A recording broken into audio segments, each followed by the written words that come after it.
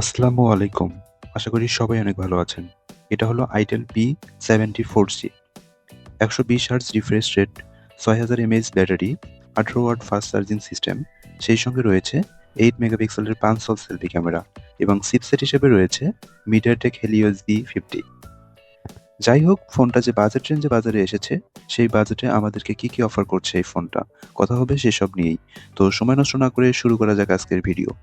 আপনারা যারা নতুন এই চ্যানেলে, দয়া করে চ্যানেলটি সাবস্ক্রাইব করুন। মোবাইলটার ডিজাইন এবং আউটলুকের কথা বলতে গেলে মোবাইলটার বডি এবং ফ্রেম দুটোই পলিকার্বনেটের তৈরি। Back panel plastic mat finishing এবং ব্যাক প্যানেলের ক্যামেরা হাউসিং বক্স আকৃতির, যার মধ্যে রয়েছে 3টি ক্যামেরা এবং একটি ফ্ল্যাশ লাইট।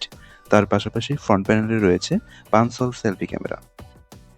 পোর্টস এবং বাটনের কথা বলতে গেলে মোবাইলটার রাইট সাইডে ছিল পাওয়ার বাটন এবং ভলিউম বাটন।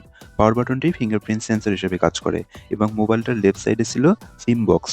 এখানে 2টি সিম কার্ডের পাশাপাশি একটি ডেডিকেটেড মেমোরি ব্যবহার করা যাবে এবং মোবাইলটার নিচের অংশে ছিল USB type C charging port, microphone এবং স্পিকার। মোবাইলটার ওয়েট এবং ডাইমেনশনের কথা বলতে গেলে মোবাইলটার থিকনেস 7.9 মিলিমিটার এবং ওজন ছিল 192 গ্রাম।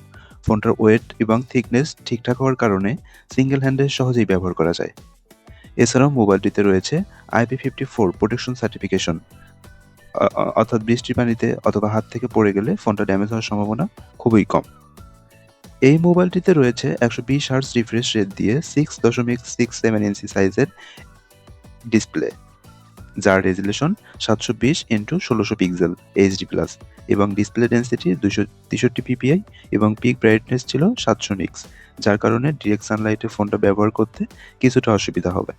সিন এবং বেজেলের কথা বলতে গেলে লোয়ার বেজেলটা কিছুটা মোটা। এই মোবাইলটার ব্যাক প্যানেলে ছিল 13 মেগাপিক্সেলের মেইন ক্যামেরা। এই মোবাইলটা দিয়ে সর্বোচ্চ 1080p/30fps এ ভিডিও শুট করার সুবিধা রয়েছে। তার পাশাপাশি ফোনটির ফ্রন্ট প্যানেলে রয়েছে 8 মেগাপিক্সেলের সেলফি ক্যামেরা।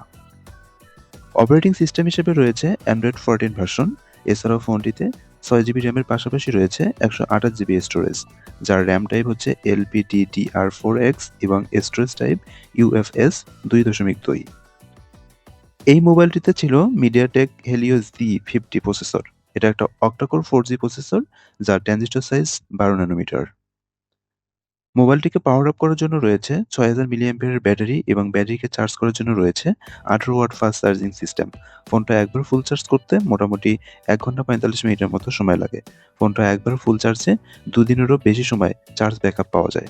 তবে মজার ব্যাপার হলো ফোনটির সঙ্গে একটি ব্যাকপার্ট এসেছে, যেখানে আরও 4000 এমএএইচ এর ব্যাটারি রয়েছে। এটাকে ফোনের পিছনে কানেক্ট করলে টোটাল ব্যাটারি ক্যাপাসিটি দাঁড়ায় 10,000 মিলিঅ্যাম্পিয়ার। বাংলাদেশ মার্কেটে ফোনটার দাম হতে পারে 10,000 টাকার আশেপাশে।